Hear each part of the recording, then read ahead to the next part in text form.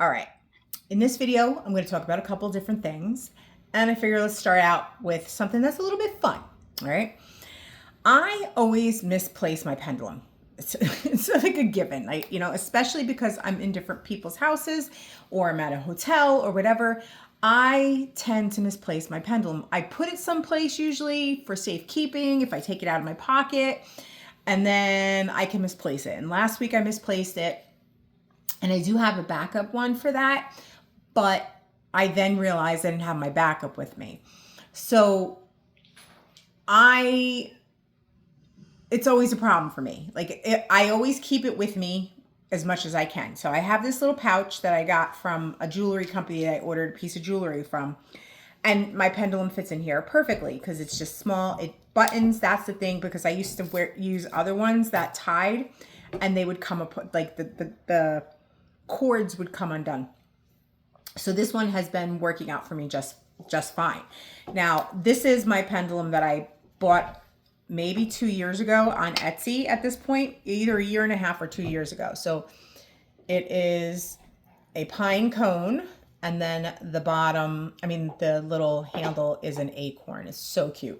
So it's nice and small and it's lightweight, and I like it, and I use this one 99.9% of the time. This is the one that's on me all the time. It's attuned to me, and it's an appendage. That's really what it is. Now, having said that, so I got this on Etsy, and I got it because it was unique, and I'm very much like that. I know that we can make pendulums out of anything. You really can make a pendulum out of anything, but I'm somebody that likes a finished product. That's just how I am. I'm a little extra when it comes to that. And I want something unique. I don't want something that is, run of the mill. I've done that already. Like, I've had like the pendulums where it's a little round crystal, and then there's like a metal piece on top and bottom. Those fall apart on me. I've had other kinds of crystal ones that have completely cracked on me. I've lost like the point cracked off. I've had various different kinds, and it annoys me when they break. I've also had the glass ones. I was selling glass ones, and I kept putting them in my bra, in my pouch, and then I would lean on like the shopping carts, and I ended up cracking it. So I was like, I'm not using the glass ones anymore, and I need something that's indestructible. So that's why I decided to start looking for metal pendulums, and I found this one, which was so cute. Like I said, I found it on Etsy, and I think this one I got this one from a local Etsy person to me, but then this other one that I use as my backup, I ended up getting from somebody that sells in Germany. So this is my backup, and I don't use it unless I cannot find my other one. All right, and that's a big acorn. It's much heavier. I do like the fact that it's much heavier and it swings better, and then it has a little leaf. And these just were cute. They were unique compared to like a sea of the same run of the mill pendulums that are sold on Etsy or any number of sites if you just search for, divining pendulums. And so this is what I had. I was able to find this one because, again, I was like, oh, I don't even know where my backup is. But I found it. It was in a storage tote. So that got me, I'm closing this, but I need it. That got me to thinking about maybe getting another backup. And I started looking again on Etsy, and I wasn't having any luck with anything that I liked. So I decided I was going to make my own pendulum, and I was going to make it as a finished product. So that's what I did, and I wanted to show you how I did it, right? So here is my new pendulum, and just to give you a little, so that's a little cupcake. It's a little cupcake charm. And then I got the chain, and then this is my end piece, my little handle piece to match the stones on the cupcake. So again, I like a finished product. So I decided the other day I'm going to go to Michael's, and I'm going to see what kind of jewelry making things they have, and see if I can find something that I like, something that speaks to me. And this, like, I sat there looking, and I landed on the cupcake, and I just think it's so cute. It's so personalized to me because I chose it, I picked it, and it's mine. Somebody could go to Michael's and buy the same products, the same items, and make their own pendulum that copies mine. But right now, this is a one-of-a-kind pendulum, and that speaks to me. When it comes to your pendulum, you need something that's going to attract you. And you can make your pendulum in any kind of way. Really, honestly, it doesn't matter. But I know who I am, right? And I like having something that is finished. So really all it was, I paid for these two charms. This one was like $9.99. This one was like $5.99 or so. The chain, maybe $6.99. And then I had to buy little rings to put everything together, because you could see the charms have lobster claw closures. So I just needed a hoop to put it on. And there you go. I mean, when you compare it to like any of the other pendulums that are out there, you know, and if I want, you know, obviously, since this is a lobster claw, I could just change it out. But that's my new pendulum. And so that's something, if you're considering, you know, if you want to do it, go to Michael's or go to Hobby Lobby or go to another place like a craft store or jewelry making place where, or look online where you could see these kind of different charms. And I don't know, I maybe spent about $25 in material, but then I also bought a little tool. I needed something that would cut the chain. So that was another little tool that I bought, maybe $5 or $6 like that. So overall, maybe I spent about $35, but knowing myself, I know how much I would have spent buying a finished product. I would spend, if it was something that I was the only person who had it or very few people had it and it was like marked so much money, I'd buy it. That's just how I am. Okay. So there's that. Now let's talk about other stuff. I have been watching, as you know, like pretty much regularly every day, watching either oil prices, just watching the movement of everything that's either being announced by the administration or watching Hormuz, seeing what's going on. As we know, he has blockaded the Strait of Hormuz, blockaded Iran, and there's nothing going in and out of Iran, and he has crippled their economy, plus the fact that there's heavy sanctions on Iran. So between the sanctions and the blockade, where nobody they cannot do any trade because they cannot go in and cannot go out, nothing in, nothing out. He has crippled them. He has crippled their economy and has choked them out. And the Iranian rial is at like zero value. It has no value. He has tanked their currency and has driven the inflation up because the currency has no value. The inflation has gone through the roof and they are crumbling. They are crumbling hard. And you could just, you know, see the different things that are released about Hormuz every day. So prior to this, I had been watching the oil prices. Now, when he put the blockade in place, the prices shot up to like 90 something dollars from like $72. It was like a $10 jump in like a day. But now they've kind of stabilized at like 80 something dollars a barrel, right? So I'm like, this is never going to go up. This is not going to go up. So then, you know, I started to look at things. There's other things that I've been kind of paying attention to. And so this is where I'm kind of coming with this idea of how I think things might play out. But again, hypothesis. It's nothing solid. I don't have any concrete anything. This is just based on my observations, okay? So we are in the second week of August, going into the third week. We've got 76 days until the midterm elections, exactly 76 days. So exactly 2.5 months. So at this point, it's like, you know, getting closer. We have the Grand Prix coming up next week.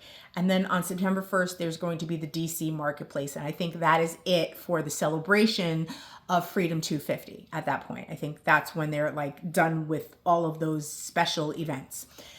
Of course, then we have September 11th. I don't think there's anything significant about this particular year. You know, it's just always something, right?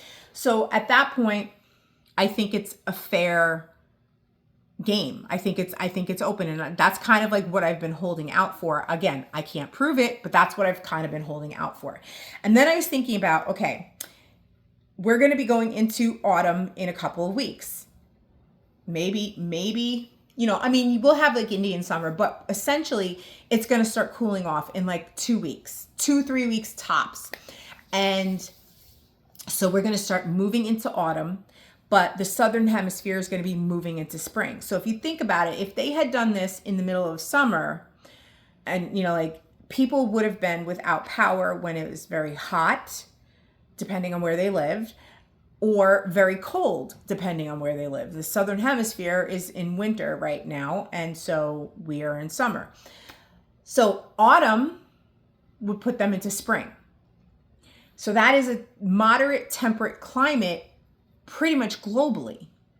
So being that it's going to be a global event, that would make more sense to have it where the temperature is mild enough that it's not going to make people uncomfortable, because being that this is something that's going to occur, that they're planning, do they want to put people under, it's going to be a stressful situation as it is. Do they want to add undue stress by having people without power for days on end in hot extreme weathers or cold extreme weathers? Because you have to think about young children and you have to think about the elderly. I mean, those are factors, that those are people that are most susceptible to this different kinds of temperature changes.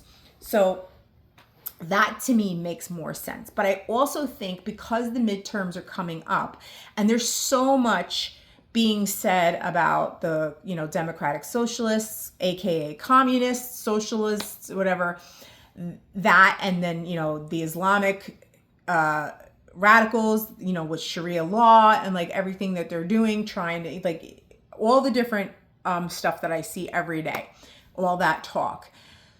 They're exposing it. You can see every day it's being exposed. And Trump has been endorsing certain politicians or certain people that are running, like for example, in New York, he's backing Bruce Blakeman as governor, and he's a businessman. So I think Derek had said he's endorsing business people that have been business people, or retired military. Those are the people that he's endorsing for their whatever they're running for.